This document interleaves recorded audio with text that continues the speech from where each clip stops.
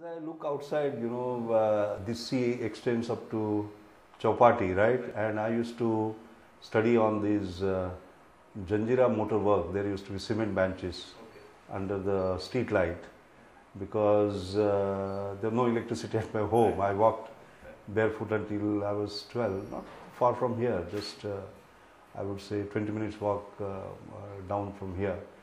So there were tough times. 2 meals a day was a big challenge, and standing first in the class was a necessity because if I didn't, I wouldn't get the scholarships.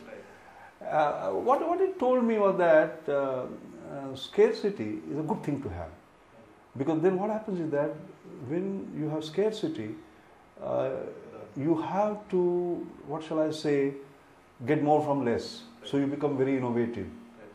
All right, you understand the value of money, and then you start developing this attitude that with value for money you must create value for many, people who are in that unfortunate position of not having this thing. So it develops a different attitude altogether. So therefore, when people find me talking about Gandhian engineering, for example, which I define as not only getting more from less, but for more and more people, they ask me, where did it come from? And I said, it comes from my childhood, because for one Mashelkar that grew up in the way that I did, there are millions of others who need help.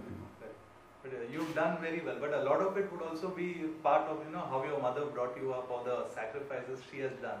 So oh yes, she was. I mean, she was an incredible lady. I'll tell you. She just passed away 3 years ago. November 17, exactly 3 years ago. No, she was a great lady. She was herself illiterate, but she understood the value of education, by the way. In fact, there is a very interesting story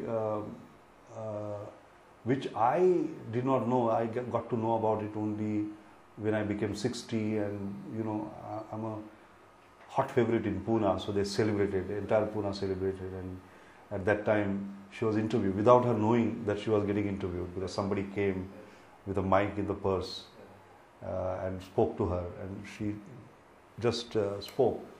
And at that time, not far from here, there is this Congress house near Imperial Cinema, and she had gone in search of a job there, and she waited for the job in the queue for the whole day, and then she was turned away because she did not have the minimum educational qualification, which was 3rd standard pass.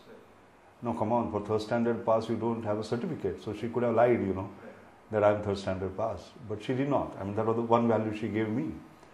And while on her way, after she was turned down, she said to herself, why did it happen?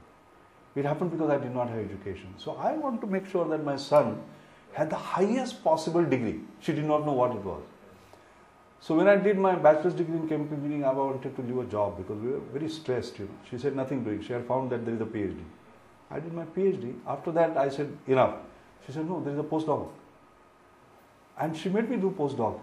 And I wonder, an illiterate lady, how does she know about this? And this story, when it was published in Sakal, then I came to know. 17 November she passed away, and just 3 months earlier to that, I had got my 25th honorary doctorate. I got honorary doctorates from all around the world, from University of London, and Salford, and Wisconsin, and Pretoria, and a whole range of things. So the 25th one, and I'll be getting at the end of this month, the 28th, by the way. Many congratulations. Thank you. Anyway, so I remember when I told her that I'm getting the 25th honorary doctorate, she said, yeah, now I'm satisfied. That was the lady, So I owe everything to her.